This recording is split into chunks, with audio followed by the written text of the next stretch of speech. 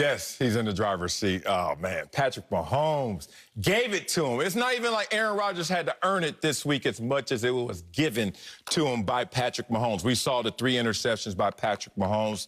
And I guess the way I can really imagine this is, you ever go to a car show, you know, growing up? You from Texas, you've been in some Dub car shows. Shout out to Dub, what it do? And you're on the way to the car show. Now, you're supposed to have your car towed there, you know, and indoor towing. You ain't supposed to have it just on the back of some U-Haul hitch wagon or something. You're not supposed to drive it as well. But it seems like yesterday, Patrick Mahomes decided, I'm Patrick Mahomes. I'll just ride up there to the car show and win the car show. Problem is, on the way to the car show, got scraped up a little bit, got dinged up a little bit.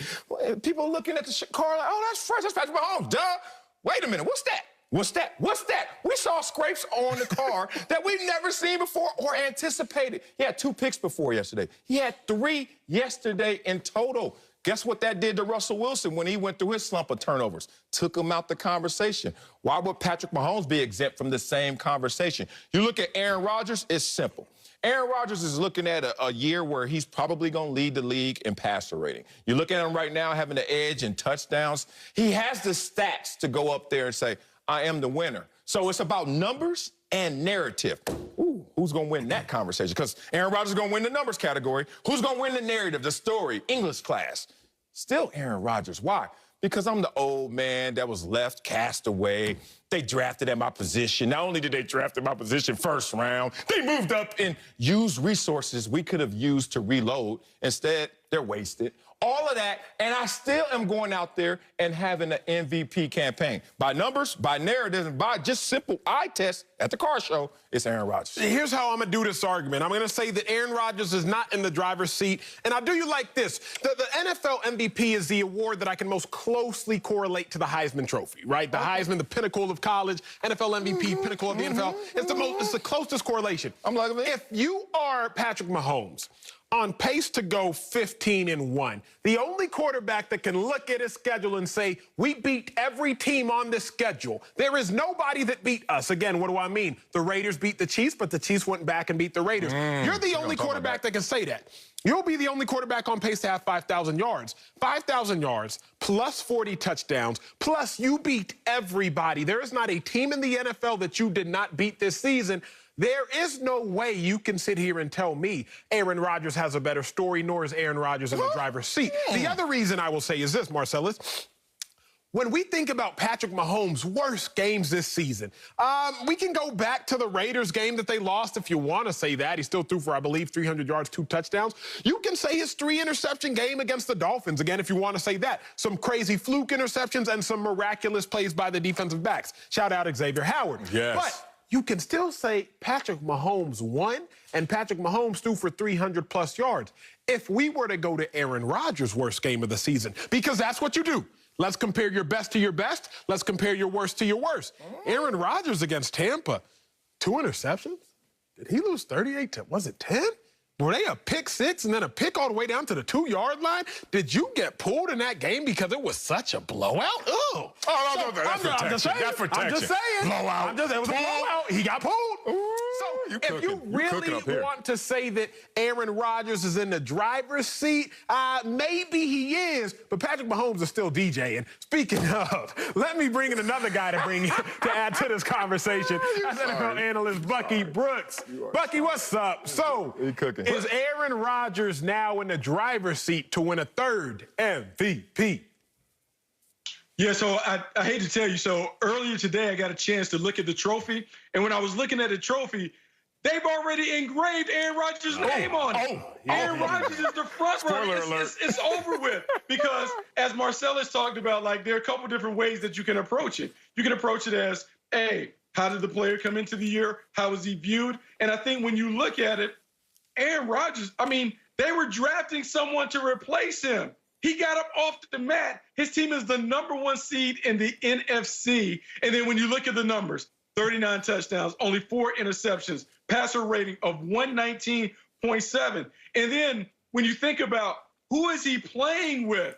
I mean, my guy, Pat Mahomes, is playing with an all-star team. I mean, I think I could throw a couple touchdowns with Tyreek Hill and Travis Kelce, Sammy Watkins, and all those guys. I mean, can we name who Aaron Rodgers is playing with outside of Devontae Adams?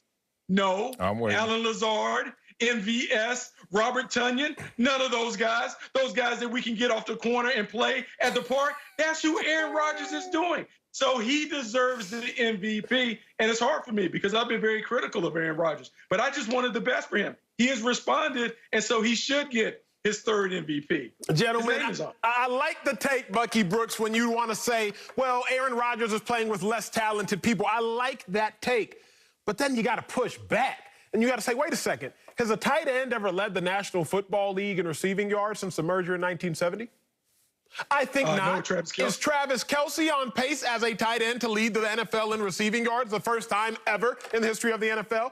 Yes, he is. Is that exclusively because of Travis Kelce's dominance? As much as I love Travis Kelce, I would argue it is not. I would argue that Travis Kelce is a phenomenal player, future Hall of Famer, but Patrick Mahomes is also elevating Travis Kelce to heights we've never seen a tight end reach in the NFL. Not Tony Gonzalez, not Rob Gronkowski, not Jason Witten, not Shannon Sharp, nobody except Travis Kelce. So again, I understand that take. I understand your position. I like that position. But if Patrick Mahomes is allowing his players to exceed heights we've never even seen in NFL history, then that has to count as well. The other thing I must caution both of you gentlemen is this.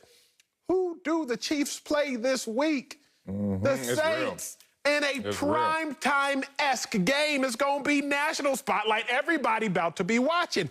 Don't sit up here and tell me that if Patrick Mahomes goes out here with the whole world watching, likely a Super Bowl preview, and has 4, 5 touchdowns, no interceptions, a very likely stat line for Patrick Mahomes, 4 touchdowns, no interceptions on a national type of stage. Don't sit here and tell me he can't easily open up the door, tell Rodgers, hey, get out. Your boy back in the driver's seat. Don't count Patrick Mahomes out so fast, gentlemen. Man, Acho up here cooking today, and I can start smelling it too. Smell like some old-ass meat on the grill because Acho is making this stuff crazy. What happened? He just dug himself a hole. He just went down the trail, the path of, hey, you ever seen a tight end play like this? Well, guess what? That's MVP worthy. Nobody wanted, what's next, a fullback? What are you going to talk about now, a special teams performance? It's not about that. Let's keep it about who they are, what they're doing, and I could stay there. Let's talk about a quarterback who's leading the league in passer rating and leading the league in passing touchdowns. When's the last time that happened? Acho trivia.